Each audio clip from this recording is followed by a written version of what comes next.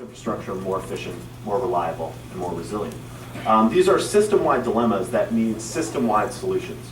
And at the Energy Storage Association, we're working with stakeholders from across the energy industry to kind of propagate energy storage as an essential facet of the energy grid.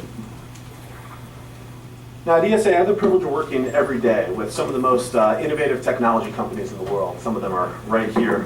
Magnetically levitated flywheels spinning at 60,000 RPMs, providing sub-millisecond response times. Thermal energy storage, working as both a customer side and a grid-tied asset. We're not talking too much about thermal storage today, but it really is a critical component of some of the solutions that we're looking for in the future. We have compressed air energy systems that used to be built into giant underground caverns that are now site anywhere, isothermically efficient projects that are going into the ground. Lithium and sodium ion, lead carbon, liquid metal batteries, all of these established technologies being used in new and innovative ways. As you can see here, our organization works with leading energy technology companies, but also with grid operators and utilities, with the finance and legal communities, technology innovators, and project developers. It takes all of these parties engaged to really develop long-term solutions to our increasingly immediate needs. So what are these challenges we face? As everyone here knows, the increased deployment of renewables is creating headaches for grid operators around the world. Even with improved forecasting, variable outputs from distributed assets creates a need for an increasingly complex system to ensure that supply and demand are evenly matched. The electrical grid powers our prosperity as a nation, and when the grid is down, the impacts of that ripple throughout the entire economy. Resilient, hardened infrastructure can protect us from interruptions, both natural and systemic, and also ensure that our economy keeps humming along as we hope it will. And lastly, our current energy grid is being challenged to perform in ways that it was never really designed to do. And that means basically that it's inherently inefficient as well. So using a giant baseload power plant to provide services like frequency regulation or to smooth renewable output is inefficient and puts immense strain on these multi-million-dollar facilities that weren't designed to serve these functions. So all this put together points to a need to adopt new thinking about the energy grid. And to think of new ways to apply technology to maximize the potential and maximize the resources that we already have deployed. Today I wanted to discuss two real-world examples outside of California, as I know many people here are focused on what's going on in the California market.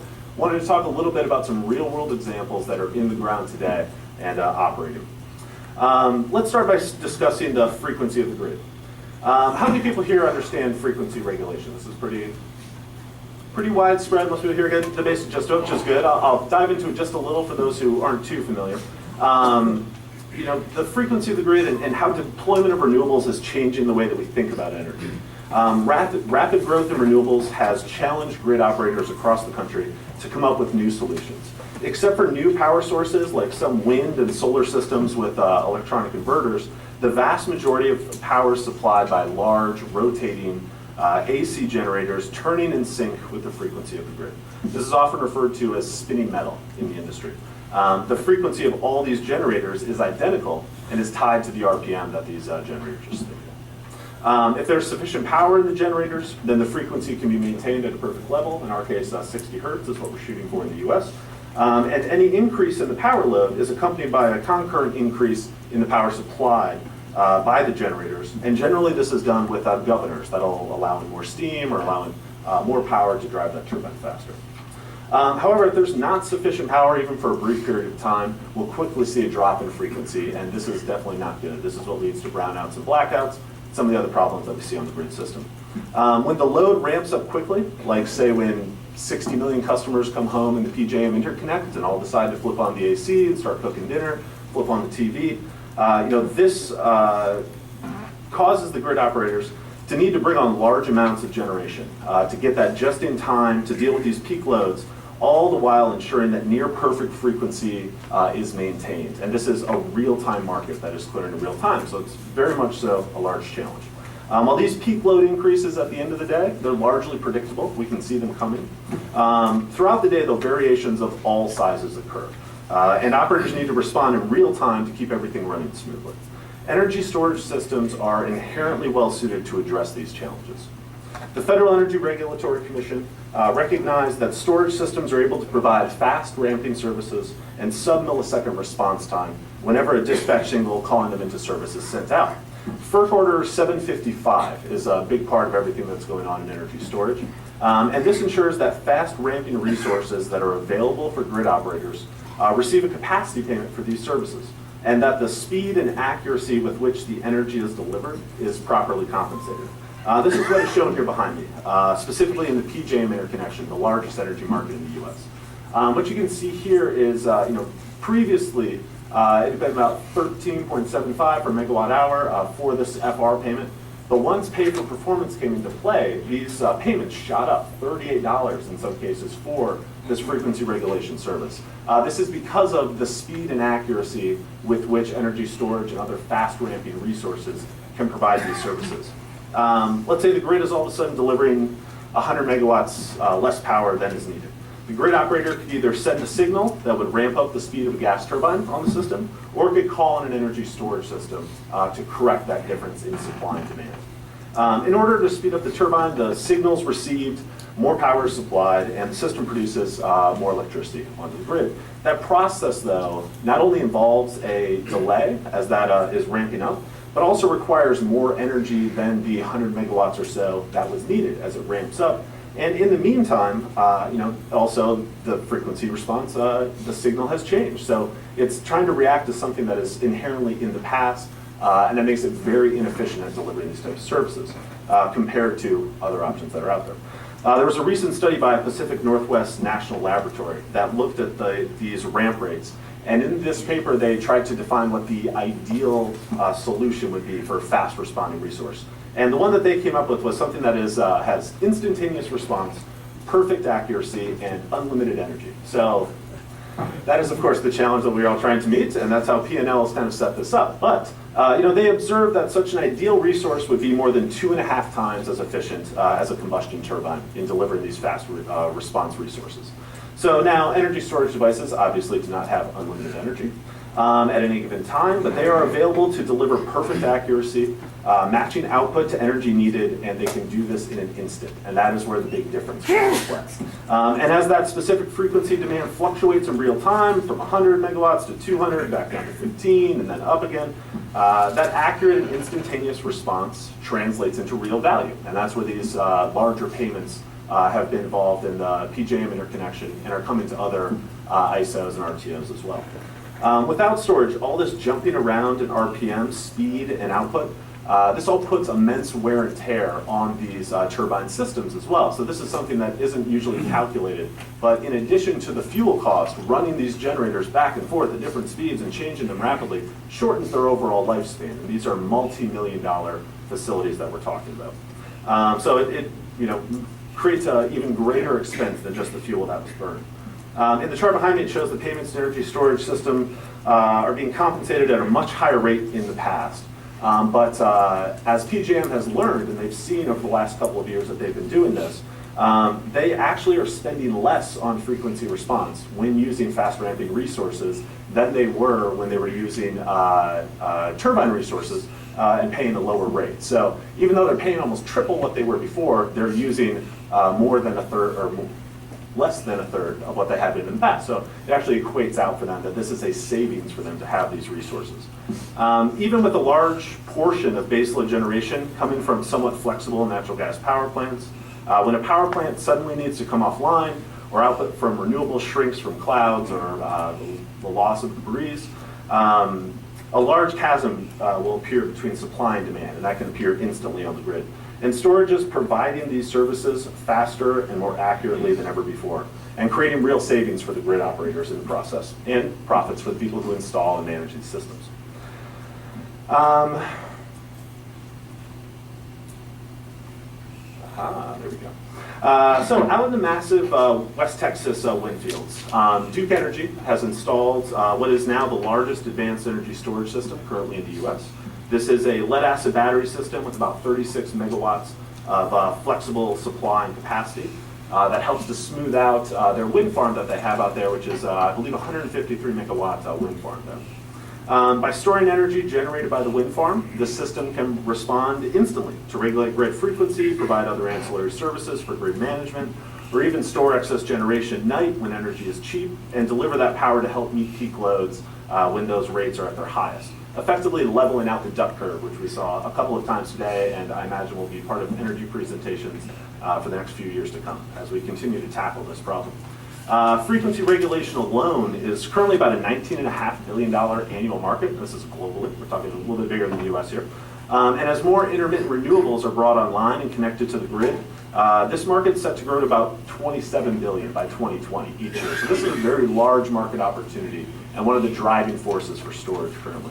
And on top of participating in these competitive frequency markets, the same energy storage system in Texas can recharge with cheap energy at night, sell during peak demand, capture excess energy from renewables to avoid curtailing output, which is another challenge, and could be hooked up even to a baseload generator to provide black start capability, and should any other facility go offline. All for one system, instantaneously, stacking all of these benefits together. Wherever there are markets that are designed and able to compensate energy storage for the dynamic implications on the grid, you'll find projects going into the ground today. So another place where the market properly incentivizes resilient and flexible energy is in the PJM Interconnect. As I mentioned before, this is the largest energy market in the country. Now, I hope I explained the role of frequency regulation well to those who are not familiar. I know that a lot of you are familiar with these topics, but it is somewhat challenging to talk about energy storage, I believe, because we're talking about a concept. We're not talking about a product, right? We're talking about this asset class that can be a wide variety of different things. So it takes a certain level of understanding about how the grid operates to see the value and understand where that value is coming from. In this new energy paradigm, it's these kind of truly flexible resources that are able to increase their value in a number of different ways. It's not just as simple as taking energy off the grid and putting it on at a different time, but it's also stacking these benefits of storage to make sure that you're responding to grid signals appropriately and instantaneously. On one hand, a storage system could push out energy onto the grid, but on the other hand, we can also do things like demand response, which is in the background here as well. This provides another alternative where someone could take a facility's load offline in order to be able to island itself and reducing the demand on the grid instead of increasing the flow of electrons. Another regulation that ESA worked closely on was FERC Order 745, and it's paved the way for this type of demand response to be realized on the grid, for these megawatts, as they're called, to be valued. This is already attracting pretty imaginative solutions, and one of the places where it's being most creatively applied, I would say, is in the Septa Train system in Philadelphia. 3 ESA member companies collaborated on this project to make it a reality: Veridity, SAFT, and ABB. And this system is the first of its kind in the world. This project is stacking the benefits of energy storage in new and innovative ways. Every time the train stops, regenerative braking fills up the batteries, and that's novel in its own right, but perhaps not enough to justify putting in a large energy storage system. But with these new markets available, this system is also able to respond to grid signals in real time. So they're doing frequency regulation service and garnering capacity payments from the grid for those services. This system currently represents a baseload of only 800 kilowatts. They're continuing to expand it, but that was the first leg of it. But to the grid operator, this load can be either 0 or 1600, depending on what the needs of the grid are at any given time. So they're able to capture the payments for providing those services. They're able to separate from the grid during expensive peak loads through demand response. And not only is this facility using this effectively free regenerated energy that they're producing anyways, at the same time they're getting compensated in the energy markets for reducing their load, basically doubling their benefit. So now this load has become an asset. And Septa is basically able to save thousands of dollars in efficiency and generate additional revenue for the train system for selling excess energy and megawatts. And by limiting peak demand, they're benefiting everyone within the PJM Interconnect as well. So that's a sizable benefit for the grid, and it's a sizable benefit for consumers. And it's a new way of thinking about how the grid can operate. So think of the scale of what lies ahead. Tens of thousands of distributed generation and storage assets and flexible loads, all able to perform numerous services, being called upon by grid operators and clearing in real-time markets. Making a shift from a centralized to a decentralized to a distributed grid is not an easy task by any means. It's basically a Herculean task. These are system-wide challenges that need system-wide solutions. And at ESA, we're working with all energy stakeholders to try and bring about some of these changes. Energy storage is uniquely positioned to deliver dozens of services to the grid. And I've laid out here only a portion of this impending opportunity, and just the things that we talked about today is about $150 billion in potential market over the next 6 years. So there's a large opportunity, and energy storage is not going to capture all of that, but that is the opportunity that lies out there and lies ahead. And this doesn't even include, that number doesn't even include capacity markets and more traditional energy plays, which are much larger and provide even more opportunity and incentive. While these FERC orders that I described established overarching rules, each ISO, RTO, and grid operator is entitled to implement these rules as they see fit. And every market design is unique, and the demands of each local grid different. So these are being put into place at different speeds in different ways across the country. And it takes the collaboration of technology companies, government labs, project developers, utilities, grid operators, all of these groups working together to try and find an amiable path forward that will help make this a reality. Instead of sitting in standby and at the ready, we're looking to put energy storage systems to work. So real briefly, what lies ahead? I have about a minute left before questions. This is a change that's going to happen incrementally. This isn't going to be a swift revolution where all of a sudden we're just going to be decentralized and everything's going to be distributed.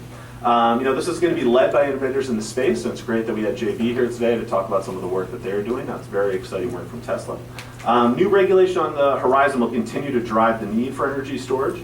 We have a few things coming up in the pipeline right now, one of which is going to be the EPA's rulings this summer. They're going to put forth proposed rules about emissions for generating facilities. That is going to present another large opportunity to look at energy storage as an emissions reduction tool and how that can fill that role on the grid. These more stringent regulations will definitely drive a need for maximizing efficiency. DOE is going to be embarking on the quadrennial energy review, very much so focused on transmission and distribution. This is going to be another place where energy storage has an opportunity to play a big role in how we're talking about the future of the grid. And this is a multi-agency study too, so that's going to be very much so, very interesting results will come of that. And currently underway in both PJM and ERCOT, operators are overhauling ancillary services and capacity markets, basically creating expanded opportunities in two of the biggest markets in the country. The impact of innovation in grid-connected and customer-side storage will inevitably spill over into all energy markets. Here at ESA, we're really trying to build the forum where we can have this conversation, where we can get all these different groups into the room and continue the discussions that we're having here today. And we want to be able to work with regulators, legislators, government agencies to ensure that energy storage is able to participate in fair, competitive marketplaces. I invite you to come and learn more about the future of energy storage and work with us as we pave the way for establishing energy storage as an essential facet of the energy grid. And thank you very much for your time. And I look forward to working with all of you more in the future.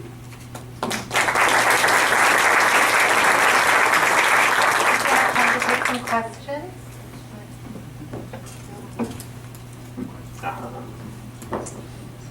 Do you have any questions from the audience? I'll do my best to answer. If you could get the microphone over here.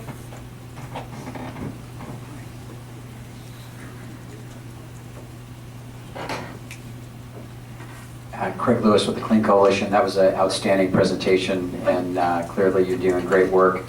I'm wondering, how do you, in terms of the influencing the policymakers and the market mechanisms and whatnot, you highlighted some that are working really well and opportunities. How does ESA directly, influence the policy and markets? Yeah, absolutely. We use a few different mechanisms. I mean, obviously we work on Capitol Hill with legislators at the federal level. We work with DOE, EPA, the agencies, and just kind of have a collaborative dialogue with them. They tap into us as kind of a technology and best practices resource, which has been really helpful. But in other places, so say in the ERCOT marketplace, they're in the midst of a stakeholder process right now that we're actively participating in. And so we get the input of about 20 or 30 of our members who are really interested in that market and help to kind of convey that information to ERCOT and work with them closely. In other markets, very similar to PJM, we're doing similar work there on the capacity markets overhaul. ISO New England right now is going through a similar process about their ancillary services. They just finished about a 3-year pilot project with one of Beacon's, that magnetically levitated flywheel, which is one of my favorite technologies. It's absolutely incredible.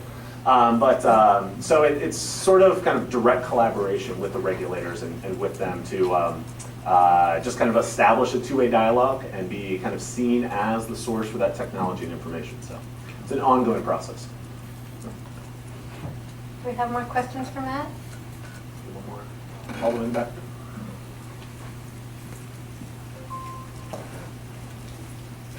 Would be interesting to find out, is this international organization or it's mostly focused on domestic? Oh, yeah. And just to follow on, can you share with us a little bit about the success, most successful or the most successful deals, or how you really helped the organization to be successful? Sure. In terms of our scope, we're primarily focused on the U.S., though we do collaborate with international partners as well. We recently came on as members of the Global Energy Storage Alliance with Janice, who was here earlier, mentioned, I think, briefly in her presentation as well. So that's a number of kind of national level groups that are working together on some of the international issues. So there's European groups, Japan, Korea, China are also involved as well. So it's a nice collaboration there at the international level. Mostly an information exchange there. I would say probably one of the biggest successes would be FERC Order 755. This is something that we worked on quite a bit. Frequency regulation is in some ways the low-hanging fruit for energy storage. It's an opportunity where storage is uniquely positioned to provide greater value than other assets that could perform that service. So I would say that's probably one of the biggest things that we've accomplished, and that's opened the doors for a lot of projects. We have a question right here. Hi, my name is Matt Pace with the San Jose Fire Department. Thank you for your presentation. One of the areas I'm curious is if the trade or associations are looking to work with the national testing labs for fire suppression agent effectiveness. That's one of the probably larger concerns from the fire services on large storage commodities. And in order to conduct these tests, obviously it takes a tremendous amount of product, and whether or not those conversations are occurring to support that research.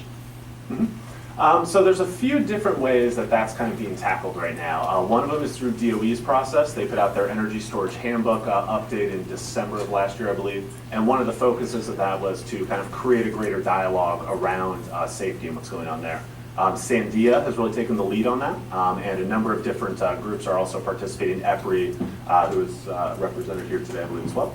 And a few other groups. And we're seeing kind of new organizations spring up that are capturing some of that, not unintentionally, but as sort of a side benefit of what they're doing. The project that AES has put into place, having a testing facility that they've set up, and I believe that facility is in Indiana, but please don't quote me on that. Is also doing some work around that as well. They're doing testing of systems, and then along with that, looking at the safety of those systems. So it's sort of being handled in kind of multiple venues right now, but DOE's work in Sandia is definitely kind of the crux of that. And we actually are going to be holding a conference June 4th to 6th in DC. We have a couple of panels focused on safety and looking at some of those issues. And someone from NFPA, I believe, is going to be there speaking on that as well and talking about some of the fire prevention efforts that we can put in place. So. Pramod, let me come over with the microphone.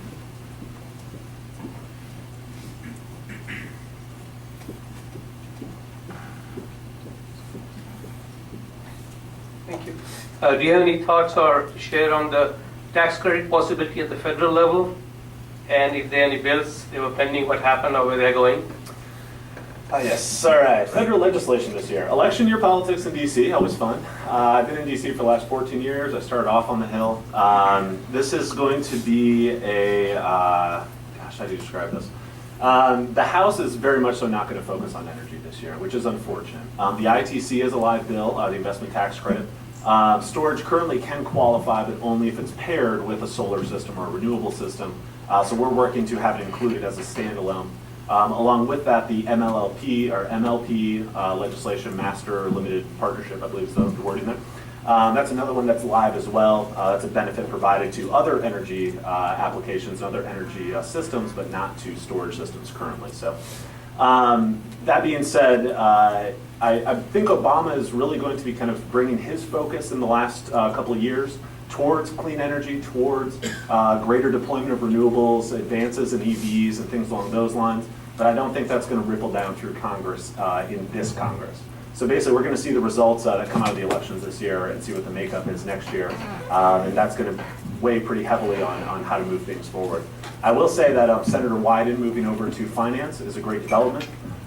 He had formerly been a great proponent of energy storage, sponsors a couple of bills on storage, and now that he's leading the Finance Committee, I think that definitely opens up more opportunities for finance to progress as it relates to storage in the future. So we're hopeful to see good change at the federal level, but at this point, I think the FERC regulations that have been put in place and all the activities at the state level are really going to be driving this forward in the short term at least.